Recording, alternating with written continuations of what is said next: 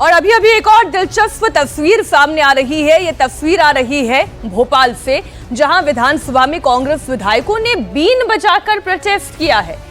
सरकार के खिलाफ बेरोजगारी, महंगाई और ओबीसी के मुद्दे पर प्रदर्शन किया। आप तस्वीरें देखें।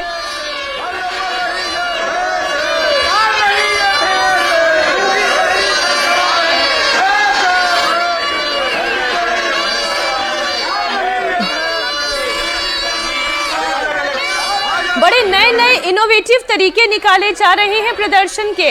अब देखिए, एक व्यक्ति तो वहां पर भैंस का मुखौटा भी पहन के आ गए, उन्हें वहां पर बैठाया गया, फिर उनके सामने बीन बजाई गई। मुहावरा तो आप जानते ही है ना, भैंस के आगे बीन बजाए भैंस खड़ी पगुराए। तो ये सरकार पर सीधा सीधा अटैक है। कांग्रेस विधायकों ने बीन बजाकर प्रदर्शन किया है।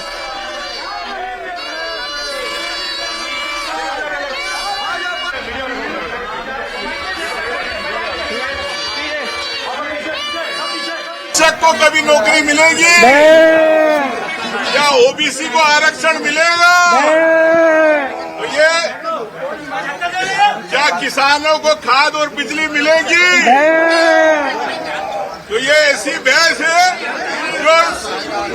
जो पूरे मंत्रिमंडल, मुख्यमंत्री ये बहस की तरह हो गए।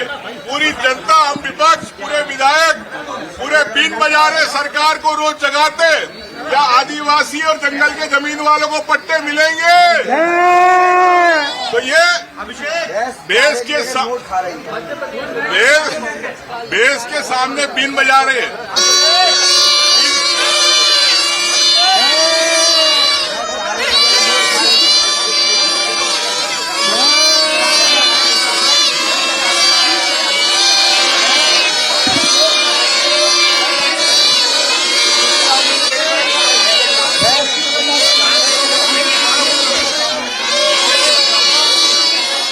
फिर एक बार फिर से आपको बता दें, बेरोजगारी के मुद्दे पर, किसानों के मुद्दे पर, जमीन पट्टे के मुद्दे पर, शिक्षा के मुद्दे पर, ऐसे बहुत सारे विषय जो कांग्रेस के विधायकों ने उठाए और इस तरीके से प्रदर्शन किया। हाथों में बीन थी, भैंस का मुखौटा पहने हुए एक सदस्य थे।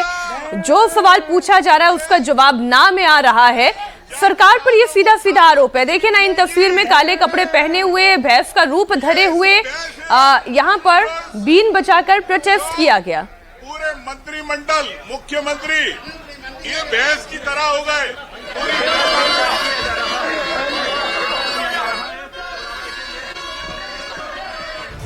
और अब बात बिहार की, जहां चुनाव से पहले सचिव वर्सेस विधायक का चैप्टर गर्मा गया है। मनेर विधानसभा के विधायक और आरजेडी के दिग्गज नेता भाई वीरेंद्र के मैटर पर अब भाई भाई के बीच जंग तेज हो गई है। लालू यादव के बड़े बेटे तेज प्रताप यादव ने मौका देखते ही प्रहार किया। आरजेडी विधायक पर सचिव को धमकाने का आरोप है। इस पर तेज प्रताप ने आरजेडी आलाकमान की टेंशन बढ़ाते हुए सवाल पूछा है कि अब क्या पार्टी कार्रवाई करेगी, भाई वीरेंद्र पर क्या एक्शन होगा। तेज प्रताप ने लिखा कि मुझे तो जय चंदो की साजिश के तहत पार्टी से बाहर कर दिया गया। अब देखना है कि बवाल करने वालों पर भी पार्टी उतनी ही सख्ती दिखाएगी या नहीं। पंचायत सचिव संदीप कुमार ने विधायक भाई वीरेंद्र के खिलाफ SC/ST थाने में आवेदन दिया है। SC/ST एक्ट के तहत भाई वीरेंद्र के खिलाफ पुलिस ने FIR रजिस्टर कर ली है। संदीप कुमार ने कहा कि मुझे डर है कि कहीं उनके साथ कुछ गलत ना हो जाए। वहीं इस मामले में आरजेडी विधायक भाई वीरेंद्र की सफाई भी आई। उन्होंने कहा कि ये सब उनको सियासी साजिश के तहत बदनाम करने के लिए किया गया है। उन्होंने किसी को कोई धमकी नहीं दी। आइए आपको बातचीत का पूरा हिस्सा सुनाते हैं जो इस वक्त बहुत वायरल है। इसमें विधायक भाई वीरेंद्र और सचिव के बीच में कहासुनी हो रही है। हाँ विधायक जी बोलिए। अरे विधायक जी बोलिए, फिर जूता से मारेंगे घींच के, समझा? तू टेप करो चाहे जू करो, तू नहीं जानता है तुम विधायक जी का नाम? हाँ नहीं जानते थे। तो तुमको नौकरी करने का अधिकार नहीं ना है मनेर में, जब नहीं जानता अपने प्रतिनिधि का नाम तो जाके लिख दे दीजिए, ट्रांसफर करा दीजिए। ट्रांसफर नहीं, हाँ अब दूसरा बात हो जाएगा ना, ट्रांसफर। अच्छा, उतना धमकी मत दीजिए, उतना धमकी से कोई डरना ना जा रहा है। दूसरा बात हो जाए, क्या हो जाएगा। और अभी अभी खबर आपके अपने शहर देवघर से आ रही है, जहां पर कांवड़ यात्रा के रूट पर एक बड़ा हादसा हुआ है। कांवड़ियों से भरी हुई बस हादसे का शिकार हो गई है।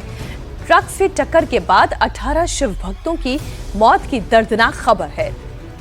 आपको जानकारी दे दें कि कई ऐसे कांवड़िए हैं जिनकी हालत नाजुक बनी हुई है। टक्कर इतनी भीषण थी कि बस के परखच्चे उड़ गए। सभी यात्री गयाजी के बताए जा रहे थे, जो बाबा वैद्यनाथ धाम से बासुकीनाथ के दरबार में दर्शन पूजन के लिए जा रहे थे।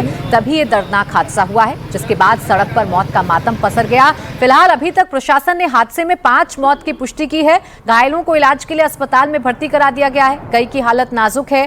घायलों के मुताबिक पहले बस का बैलेंस बिगड़ा, जिससे गैस सिलेंडर लदे ट्रक से टकरा गई और फिर सड़क किनारे रखी ईंट के टीले से जा भिड़ी। 3 दिन के अंदर मंदिर कावड़ रूट पर यह तीसरा हादसा है। 28 जुलाई को हरिद्वार के मनसा माता मंदिर में भगदड़ मची थी, जिसमें 8 लोगों की मौत हुई। कल 29 जुलाई को बाराबंकी के औसनेश्वर महादेव मंदिर में करंट फैलने की वजह से 2 शिव भक्तों की जान गई। और आज देवघर में कावड़ रूट पर हुए हादसे में 18 कावड़ियों की मौत की खबर है। देवघर हादसे के बाद प्रशासन की टीम ग्राउंड पर मौजूद है। बस पूरी तरह से डैमेज है। इसमें कई यात्री फंसे हुए थे, जिन्हें बड़ी मशक्कत के बाद बाहर निकाला जा सका। अस्पताल में इनका इलाज जारी है। जो खबर आई है, ड्राइवर को झपकी लगी, नींद लगी, थका हुआ होगा, तो बस जो थी 32 सीटर बस थी, वो जाके टकराई। एक सामने पड़ी ट्रक थी जिसपे 1-2 सिलेंडर थे, लेकिन उससे कुछ हुआ नहीं। ट्रक से टकराई, ड्राइवर उससे बाहर गिर गया, उसे भी वहीं पे ऑन स्पॉट उसकी मृत्यु हो गई। और बस थोड़ी अनकंट्रोल्ड लगभग 100 फीट तक आगे तक गई और एक ईटा का बिल्डिंग टाइप का बना हुआ था, उस पर जाके लगी। इससे लोगों की इंजरी। अभी तक जो सदर अस्पताल में हमारे टीम ने क्विकली रिस्पॉन्ड किया, सारे एम्बुलेंस पहुंची वहाँ पे।